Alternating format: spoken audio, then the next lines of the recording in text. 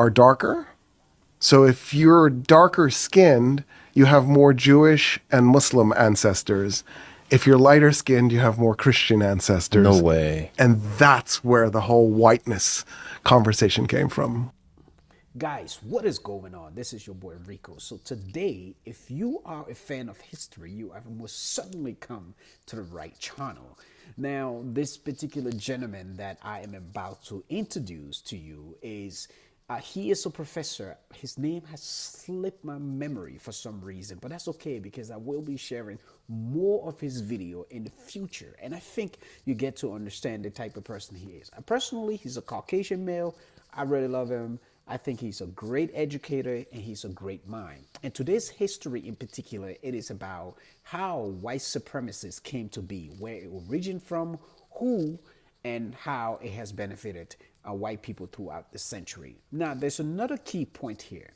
For those of you that are religion, because I don't know, at this point, I don't give a fuck about Christianity and I don't give a fuck about Islam.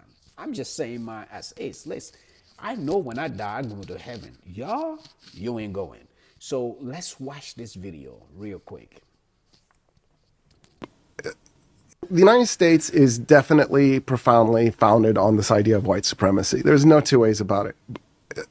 It had to be, because how else could you justify in your mind, I'm going to take this land from these Native Americans, and then I'm going to bring slaves over and I'm going to steal their labor. There's no way to justify that other than God really loves me and he doesn't really like those folk as much. And as a result, it's okay for me to exploit them. How is it justified? Is it justified by racism or something religious, or how is this justified in the cultural, deep, ancient mind of the people who did all of these actions? I really want to understand. Okay, so the idea of white supremacy has a really fascinating origin. It actually starts in Spain.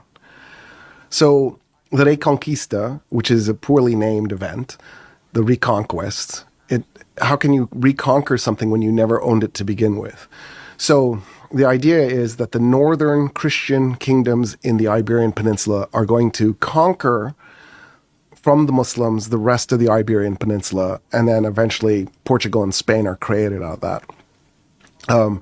And they called it the Reconquista as if they had owned it at one point. But they didn't. This is a different people now, because the population of people that the Arabs conquered when they conquered the Iberian Peninsula, it was German-ruled Iberia.